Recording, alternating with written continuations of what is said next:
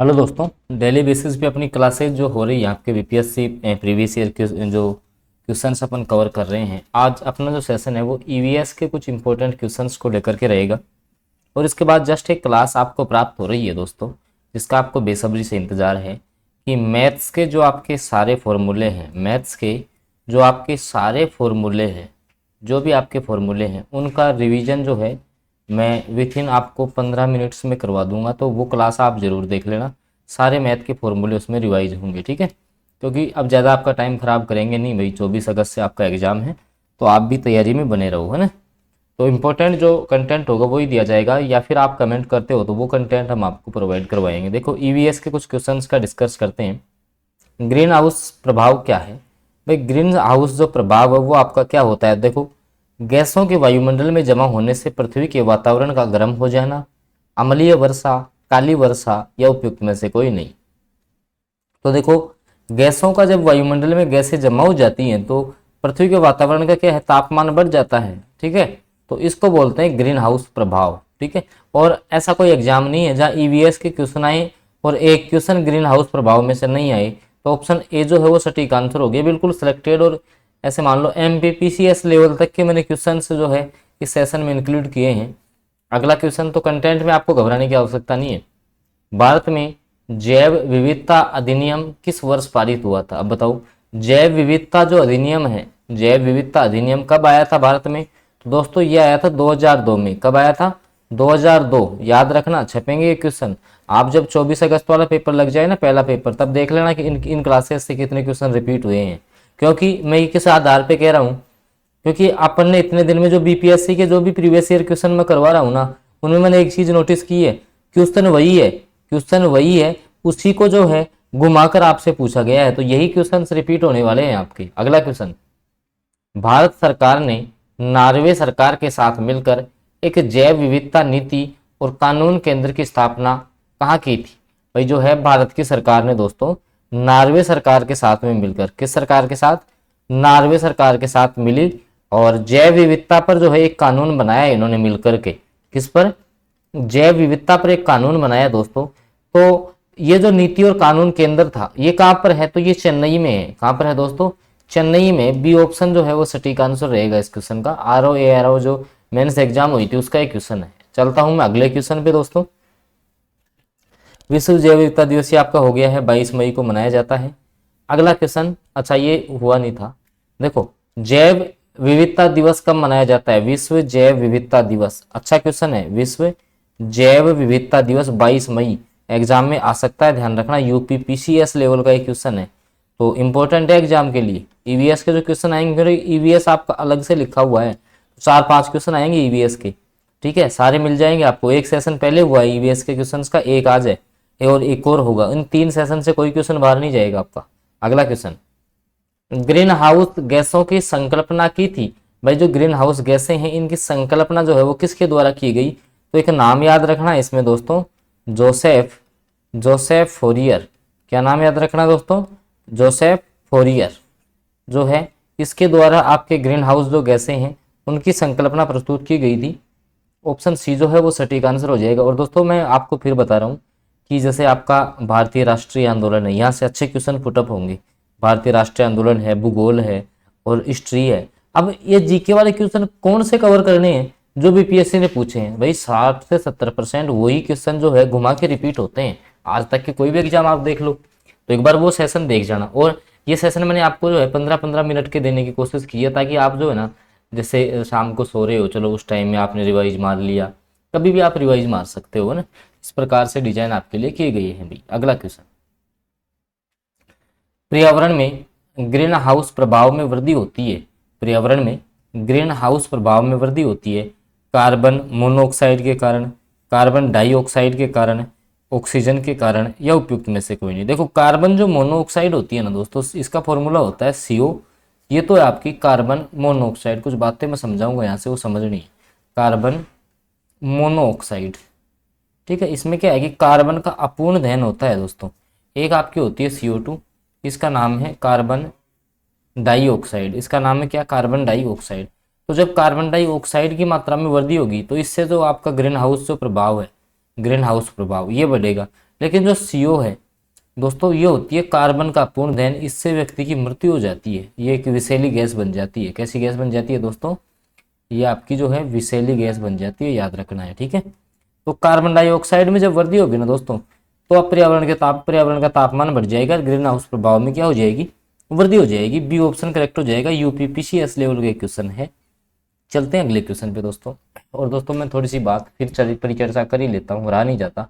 देखिएगा 24 अगस्त से आपके पेपर है ना, आप मैक्सिमम जितने हैं ना, अब जितना रिवीजन करोगे, नया आपको नहीं पढ़ना है, जितना आप मैक्सिमम जो रिवीजन कर सकते हो ना, उस पर आप ध्यान दे लेना, सिलेक्शन हो जाएगा। ज़्यादा कोई टफ काम नहीं है इतनी पोस्टों में सिलेक्शन लेना। देखो निम्नलिखित में से कौन सा गैस समूह ग्रीन हाउस प्रभाव में योगदान देता है? भाई कौन कौन सी गैसें हैं जो ग्रीन हाउस से जो प्रभाव है उसमें योगदान देंगी? तो देखो ammonium, ozone, carbon di monoxide और सल्फर डाइऑक्साइड, कार्बन टेट्राफ्लोराइड और नाइट्रस ऑक्साइड, कार्बन डाइऑक्साइड और मीथेन। अब आपको पता है कि भाई कार्बन डाइऑक्साइड तो आना ही आना है, तो इसमें तो मोनोऑक्साइड नहीं आएगा, तो ऑप्शन डी करेक्ट हो गया। एक तो कार्बन डाइऑक्साइड CO2, एक मीथेन CH4। कौन सी? Methane CH4। ये जो है आपके टेम्परेचर को बढ़ाती है, जो प्रकृति का तापमान है वो धरातल पे बढ़ जाता है, और जिससे ग्रीन हाउस जो प्रभाव है वो आपका इफेक्ट दिखाता है। तो ऑप्शन जो डी है वो सटीक आंसर हो जाएगा दोस्तों। चलता हूँ अगले क्वेश्चन पे। ये EVS के कुछ इंपॉर्टेंट क्वेश्चन है। देखो ये छत्तीसगढ़ PCS में आया हुआ क्वेश्चन। अब ऐसा तो है नहीं कि इसमें TPCS से भी हाई लेवल आएगा आपके टीचर एग्जाम में। तो ग्रीन हाउस प्रभाव में योगदान देने वाली निम्नलिखित का घटता हुआ क्रम। देखो ऑप्शन डी सटीक है, आप समझो। सबसे ज्यादा जो है ना तापमान बढ़ता है CO2 के कारण, फिर बढ़ता है CH4 मीथेन के कारण, फिर नाइट्रस ऑक्साइड N2O के कारण, फिर CFC क्लोरोफ्लोरोकार्बन। ये कौन सी होती है दोस्तों? क्लोरोफ्लोरोकार्बन, क्योंकि इसकी वजह से आपके ओजोन लेयर में छिद्र हो रहे हैं। ये भी अब मैं आगे वाले क्वेश्चन में समझाऊंगा ये बातें। आप क्रम याद रखना, क्रम का क्वेश्चन पूछ सकता है, ज्यादा डीपली पूछेगा ना, ऐसे मान लो इससे डीप क्वेश्चन नहीं आएगा, अगर आ गया ना बस इतना ही डीप आ सकता है। तो मैं सारे लेवल्स जो है ना वो ध्यान में रखते हुए मैं कंटेंट तैयार करता हूँ, ताकि बच्चा जो है इजी लेवल भी पढ़ सके यहाँ से और डीप लेवल भी पढ़ के जाए, ताकि किस प्रकार की जो है समस्या का सामना उसको नहीं करना पड़े। अगला क्वेश्चन है EVS का। देखो निम्नलिखित गैसों में कौन सी एक गैस धरती पर जीवन के लिए हानिकारक और लाभदायक दोनों है? भाई जो है हानिकारक भी है वो गैस, क्या है? हानिकारक भी है और आपके लिए लाभदायक भी है। क्योंकि लाभदायक ऐसे है दोस्तों, जैसे ही आपका जो, अगर आपके जैसे ग्रीन हाउस प्रभाव नहीं होना पृथ्वी पे, तो यहाँ का तापमान नेगेटिव चला जाता है। नेगेटिव में भी 18 डिग्री सेल्सियस, आगे क्वेश्चन भी लिया है मैंने, इतना कम हो जाए तो यार आवश्यक भी है कार्बन डाइऑक्साइड। इसके अलावा कार्बन डाइऑक्साइड की मदद से जो है ना, आपको पता है पेड़ पौधे भोजन बनाएंगे। पेड़ पौधे जो हैं प्रकाश संश्लेषण अभिक्रिया करेंगे कार्बन डाइऑक्साइड की वजह से, उसी से अपन को प्राप्त होगी ऑक्सीजन, तभी तो हमें ऑक्सीजन प्राप्त होगी। तो हमारे लिए लाभदायक हुई कि नहीं दोस्तों? लाभदायक हो गई भाई, क्योंकि पेड़ पौधे जो है कार्बन डाइऑक्साइड और प्लस जल, इसी से तो अपना भोजन बनाते हैं।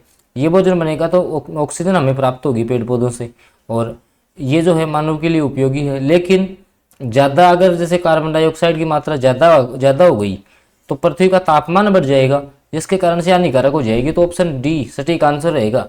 ये आपके लिए हानिकारक भी है और लाभदायक भी है। कौन? Carbon dioxide. ठीक है, आई होप समझ में आ गया होगा। चलता हूँ अगले क्वेश्चन पे दोस्तों। गैस जो धान के खेत, भाई जो चावल का खेत होता है उससे उत्सर्जित होती है तथा भूमि के तापमान में वृद्धि करती है। भाई धान के खेत से कौन सी गैस निकलेगी? तो यहाँ से निकलती है आपकी मीथेन। कौन सी? Methane gas. ठीक है, CH4 मीथेन गैस जो है वो धान के खेत से उत्सर्जित होती है और भूमि का तापमान दोस्तों ये बढ़ा देती है। याद रखना है आपको, बहुत अच्छा क्वेश्चन है, आ सकता है एग्जाम में। अगले क्वेश्चन की बात कर लेते हैं।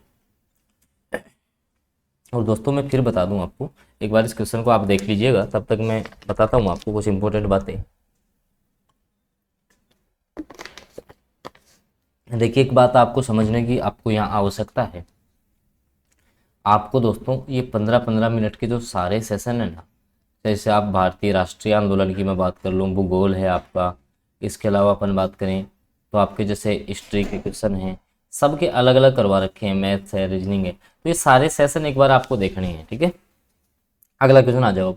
हरित गृह प्रभाव, ग्रीन हाउस जो इफेक्ट है, उसके अभाव में भू सतह का औसत तापमान क्या होगा।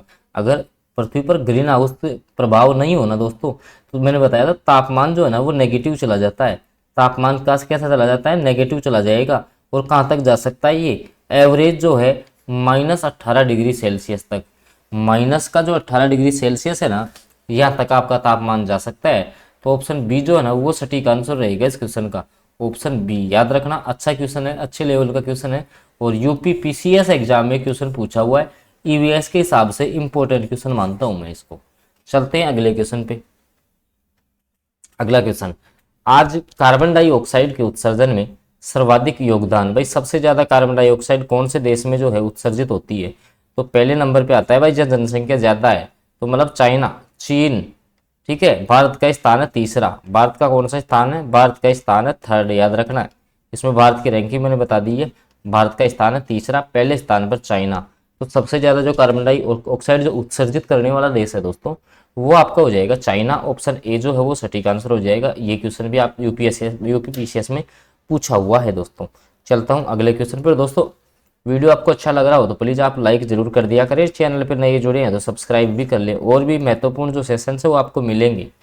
अगला क्वेश्चन है, क्योटो प्रोटोकॉल जो है वो किससे संबंधित है। एक समझौता था क्योटो प्रोटोकॉल, तो ये किससे संबंधित आता है, जलवायु परिवर्तन से, क्लाइमेट चेंज से संबंधित आपका क्योटो प्रोटोकॉल। फेमस है, याद रखना, पूछ सकता है, ठीक है। सी ऑप्शन करेक्ट हो जाएगा। अगला, भारत की जलवायु परिवर्तन पर प्रथम राष्ट्रीय क्रिया योजना कब प्रकाशित हुई थी। भाई भारत की जो आपका जलवायु परिवर्तन है, क्लाइमेट एक्सचेंज है, उस पे जो है आपकी एक राष्ट्रीय योजना बनाई गई। कैसी, राष्ट्र की जो है क्रिया योजना बनाई गई। ये बनी थी 2008 में। कब बनाई गई थी, 2008 में। सन इंपॉर्टेंट है, याद रख लेना थोड़ा सा, ना दिमाग में रख के जाना है। अगला क्वेश्चन, सूर्य के प्रकाश से पराबैंगनी विकिरण अभिक्रिया निम्न में से क्या पैदा करती हैं। तो ये ओजोन, अच्छा किसको नुकसान पहुंचाती है, ऐसा क्वेश्चन रहेगा ये। ओजोन को दोस्तों, आपकी जो ओजोन परत है ना, ओजोन परत, ये इसमें क्या है कि आपकी जो सूर्य से जो आपकी अल्ट्रावायलेट रेज निकलती हैं, सूर्य से जो पराबैंगनी किरणें दोस्तों ये आती हैं, तो ये क्या करती हैं, इसके कारण से इनमें होल हो रहे हैं, छिद्र हो रहे हैं ओजोन में, और ये फिर जो है पृथ्वी की सतह पर तापमान को बढ़ा देंगी, जिससे अनेक कैंसर जैसी संभावनाएं जो है ना वो बढ़ जाती हैं। तो ये ओजोन लेयर अपनी रक्षा करती है। ओजोन का फॉर्मूला बता देता हूँ, O3 है। इसको नीली गैस भी कहा जाता है दोस्तों, इसे नीली गैस भी कहा जाता है, ये भी याद रख लेना है। अगला क्वेश्चन, ओजोन जो परत है दोस्तों वो कहाँ स्थित है। देखो देखो दोस्तों, आपका पहले सबसे नीचे आता है सौभ मंडल, उसके बाद आता है समताप मंडल। तो इस समताप मंडल में स्थित होती है यहाँ पे आपकी जो है ये ओजोन लेयर पाई जाती है। इंग्लिश में बोलते हैं इसको स्ट्रेटोस्फेयर। स्ट्रेटोस्फेयर में ये पाई जाती है, और यहाँ पे आपकी ओजोन लेयर होती है, ठीक है। तो अंटार्कटिका के ऊपर जो है ना, अंटार्कटिका आपका है, इसके ऊपर ओजोन लेयर में छिद्र देखे गए हैं, जिसके कारण से अंटार्कटिका की जो बर्फ है वो जल्दी पिघल रही है, ठीक है। और ये सारे कुछ जो है ना, ओजोन को जो नुकसान पहुंचाने वाली गैस है मुख्य रूप से, वो है आपकी CFC, क्लोरोफ्लोरोकार्बन, जो कि रेफ्रिजरेटर या फ्रीजों में काम आती है दोस्तों, घरों में, है ना। ये CFC जो है इस ओजोन लेयर को बहुत नुकसान पहुंचाती है। अगला क्वेश्चन, तो दोस्तों ये कुछ इंपॉर्टेंट क्वेश्चंस थे जिनका अपन ने डिस्कस किया है। EVS की 2 क्लासें आपकी हो चुकी है, इससे पहले पहली क्लास मिल जाएगी, ये आपकी दूसरी क्लास है, और अब अपकमिंग जो क्लास रहेगी वो तीसरी रहेगी। बस ये 3 क्लास आपके लिए EVS के लिए काफ़ी है, तो आप ये सारी क्लासेज देख जाएं। चैनल पे आप नए हैं तो चैनल को सब्सक्राइब भी कर लें, साथ में जो है बेल नोटिफिकेशन को भी ऑन करना है, ताकि आगामी जो क्लासेज हैं उनकी अपडेट आपको मिलती रहे। धन्यवाद।